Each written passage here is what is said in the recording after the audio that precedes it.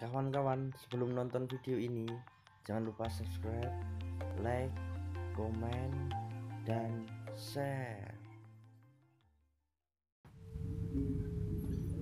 Meski sebagian besar tubuh Gunung Merapi berada di wilayah Provinsi Jawa Tengah, namun masyarakat Yogyakarta lah yang memberi makna lebih kepada gunung teraktif tersebut. Gunung itu bahkan dianggap sebagai satu kesatuan kosmik kebudayaan warga Yogyakarta yang diletakkan pada posisi istimewa sehingga layak ditempatkan dalam satu garis lurus imajiner filosofis yang menghubungkan dengan Keraton Yogyakarta dan Laut Selatan. Apakah makna garis imajiner itu?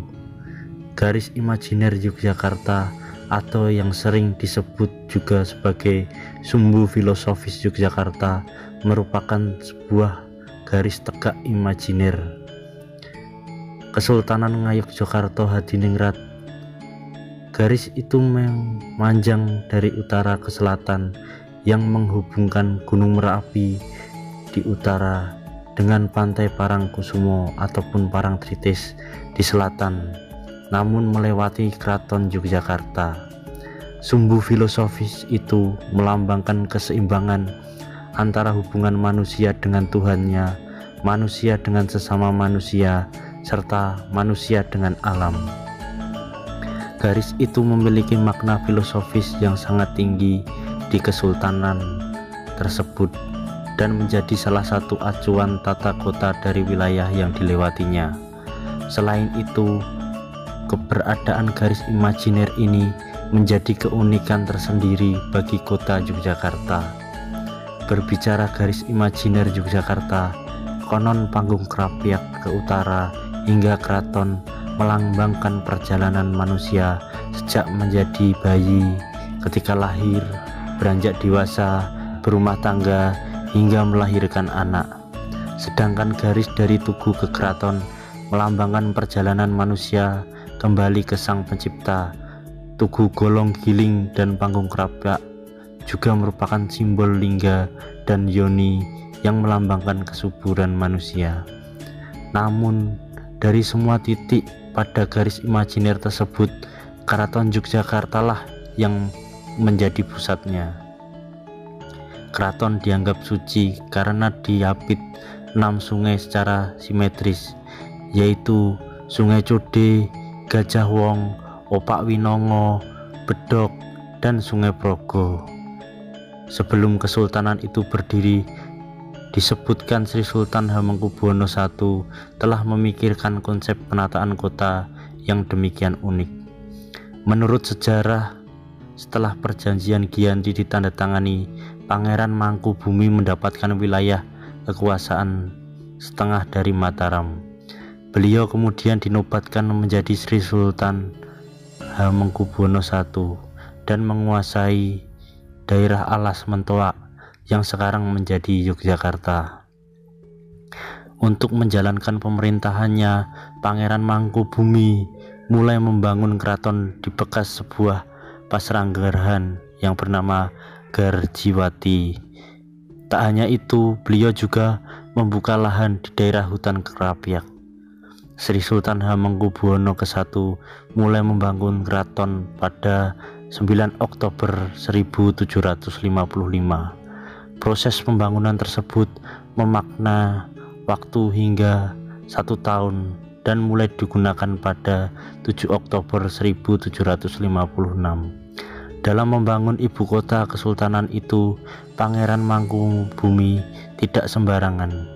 Banyak bangunan bersejarah dan monumental di kota Yogyakarta yang desain pembangunannya dibuat demikian rupa sehingga berada dalam satu garis lurus yang membentuk sebuah sumbu imajiner.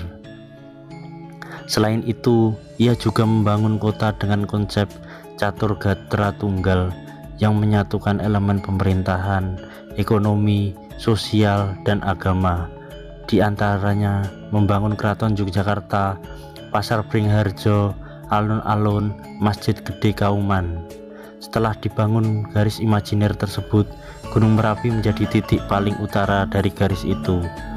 Meski dikenal sering erupsi, bahkan pada erupsi 2010 memakan banyak korban, namun dalam kepercayaan Jawa, Gunung Merapi justru dianggap sebagai penyeimbang Pulau Jawa. Maka gunung itu juga dilakukan ritual labuhan ketika keraton menyelenggarakannya. Dalam legenda Pulau Jawa dinilai tidak seimbang seperti sekarang. Kepercayaan masyarakat Jawa pula itu miring ke sebelah barat. Penyebabnya di ujung itu terdapat banyak gunung, sedangkan di tengah dan timur tidak ada.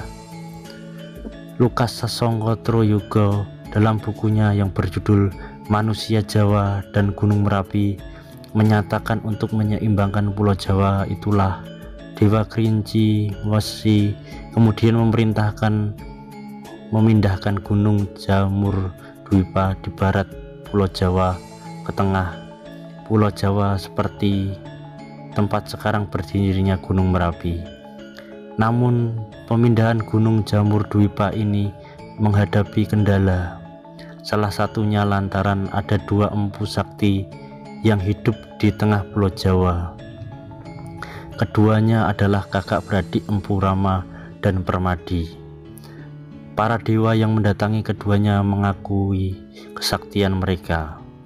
Mereka meminta keduanya pindah karena tempat tersebut akan digunakan untuk menancapkan paksa bumi penyeimbang Pulau Jawa. Namun kedua empu itu menolak dengan alasan mereka sedang mengerjakan keris yang harus selesai.